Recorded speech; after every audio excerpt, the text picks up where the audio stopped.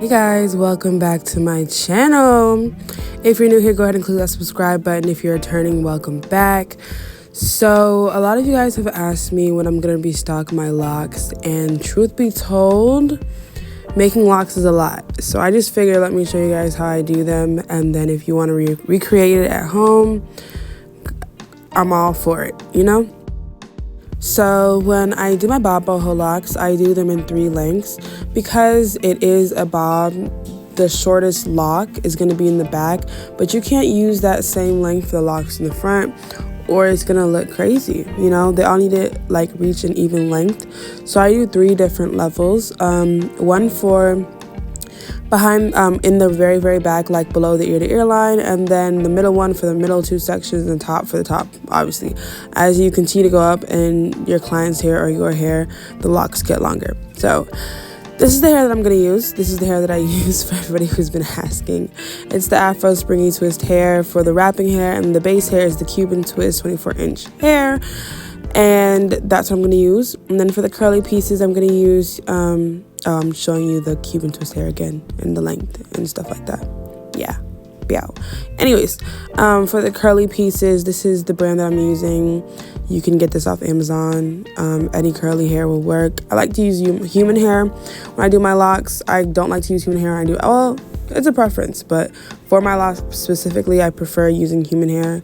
It just, adds to the natural look. But we're gonna hop right into it.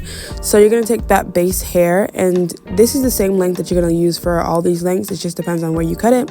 So you're gonna cut the 24 inches in half. Come on, snip. And then you're gonna cut that half in half again. Snip. So 24 inches will be 12 inches, then will be 6 inches.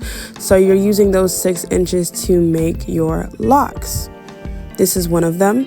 And now to get my strands, I divide each one of these 6 inches into 3 or 4, but I like 3. Honestly, I love when the thicknesses are different because locks are not meant to be similar. So yeah, I divide that into 3, and then I'm gonna go ahead and start twisting it at the base. I twist down a little bit, then I go ahead and braid it just so that it stays secure. And I'm gonna do this for the other 2, and then we're gonna get into wrapping. I hope you guys are excited because I didn't know if I was gonna share the sauce, but because I know it's gonna be a long time before you guys get locks from me again, I might as well give it out. So enjoy.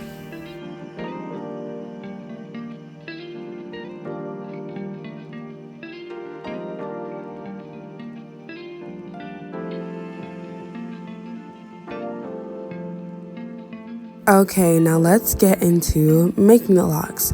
We're gonna start off with the shortest lock that I make, and we're gonna take that. I just want to show you guys my tat. I left my tat. Anyways, you're gonna take that 24-inch Afro springy twist hair, and you're gonna cut that into 2, and this is what you're gonna use to wrap with.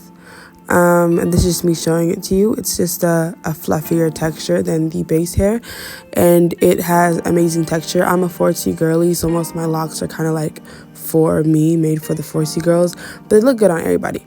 But yeah, what you're gonna do is you're gonna wrap tight 3 to 4 times at the top, and then you're going to loosen your grip and continue wrapping down. If you remember when that butterfly method was a thing, I basically do that. Like, I use my thumb to add texture, and as you can see, I don't go that much down. I go as far as I need to go, and when I get to my desired length, I just wrap it back up. And then I'm gonna go ahead and take the base hair, the leftover base hair.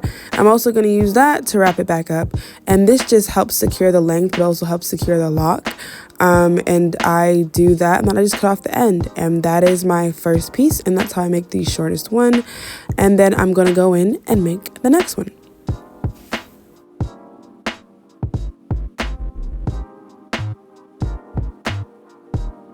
And also don't forget to secure your locks with glue just to make it super secure. You don't want them locks falling out or loosening. Now we are going to move on to the next length, and for this one I'm not going to cut the Afro spring twist hair, and I'm going to show you guys how I add the curls. So again, we're going to start off with the base, and we're going to twist it uber tight. This is just me showing you that I'm using the full length and I'm not using half length because I want it to be thick and it's going to be a little bit longer. So I'm going to go in at the top. I'm going to put a little of the end down, and then I'm going to take the longer piece. I'm going to wrap it around tightly to secure the base about 3 to 4 times. Once I feel that it's secure, I'm going to go ahead and add the curl, add the straight end piece down and the curl up. Hold on to that, and I'm going to continue wrapping. I'm going to wrap once. I'm going to pull the curl down, and then I'm going to wrap again. I'm going to wrap again, and then I'm going to move that curl out of the way so I can continue wrapping the rest of the way down. And I usually do this with a clip, as you can see me doing now, clipping it to the top out of the way. Now I can freely wrap the rest of my hair, and as you can see, I use my thumb here and there to add some texture. In my opinion, locks aren't supposed to be perfect. It's a lesson on life. Don't be perfect. Anyways, I'm gonna stop talking. Yeah, so you do it to your desired length, and this is gonna be a little bit longer than your next locks. It should be about 1 inch to 2 inches difference in length, because as you go up, you know, anyways, just 1 inch to 2 inch difference in length. I'm pretty sure this was about 1.5 inches difference in length. And like I did before, as I go down, once I reach my desired length, I twist back up, and then I take the pieces of the base hair and secure the length and also secure the lock. And then I'm going to go ahead and secure everything with glue after I've cut it off real nicely too. I'm going to secure everything with glue. I'm going to secure the top. I'm going to secure the curl, and I'm going to secure the base. And it looks like your girl didn't end up doing that in the video. Okay. But do that. Put the glue where the curl is at, put the glue at the base, then put the glue at the end. And now we're going to move on to our last and final lock, the longest lock that we got. And we're just going to repeat the steps that we did before, but every single time we're going to extend the length. I'm not cutting this one either because it's going to be long. I wrap 2 to 3 times at the base, and then I just start wrapping. I wrap more loosely as I wrap down, and I make it a little messy. I'm just going to wrap until I get to my desired length. Wrap, wrap, wrap. You see me use my thumb to add some texture. And then once I get down to, look at me, literally using my thumb, texture, anyways.